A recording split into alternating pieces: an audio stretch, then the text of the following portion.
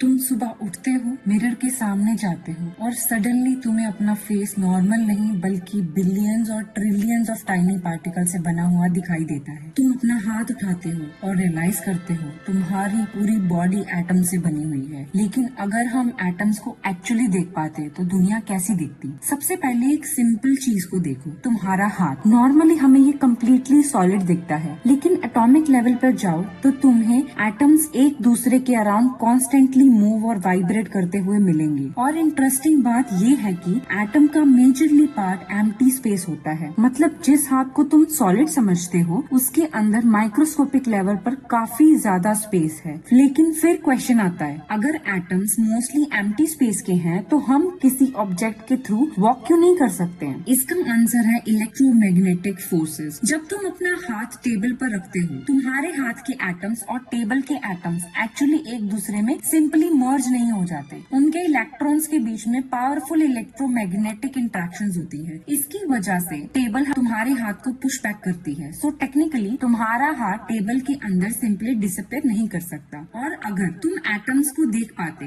तो एक normal table भी सडनली कम्प्लीटली एक डिफरेंट वर्ल्ड लगता। अब इमेजिन करो तुम विंडो के पास खड़े हो, तुम बाहर ट्रीज को देख रहे हो, स्काई को देख रहे हो, लेकिन अगर तुम मॉलिक्यूल्स को देख पाते तो एयर भी इनविजिबल नहीं होती। तुम्हारे around countless molecules constantly move कर रहे होते। ऑक्सीजन मॉलिक्यूल्स, नाइट्रोजन मॉलिक्यूल्स और दूसरे गैसेस सब एक्सट्रीमली फास्ट मोशन में। मतलब जो रूम तुम्हें कम्प्लीटली एम्प्टी लगता है वो एक्चुअली माइक्रोस्कोपिक पार्टिकल से भरा हुआ है। Empty room? Not really. अब सबसे क्रेजी पार्ट, तुम खुद, तुम्हारी बॉडी का हर पार्ट एटम से बना हुआ है। तुम्हारी स्किन, तुम्हारे मसल्स, तुम्हारी बोन्स, इवन तुम्हारे ब्रेन के सेल्स भी। और ये एटम्स परमानेंटली फ्रोजन नहीं होते। मैटर के अंदर माइक्रोस्कोपिक लेवल पर कांस्टेंट मोशन होती रहती है। टेम्परेचर बढ़ेगा तो पार्टिकल्स की एवरेज मोशन इंक्रीज होगी, टेम्परेचर कम होगा तो मोशन डिक्रीज होगी। मतलब तुम्हारी बॉडी आउटवर्डली स्टिल लग सकती है, लेकिन माइक्रोस्कोपिक वर्ल्ड में एक कम्प्लीटली डिफरेंट स्टोरी चल रही होती है। लेकिन एक प्रॉब्लम है, हम एटम्स को सिंपली अपनी आईज से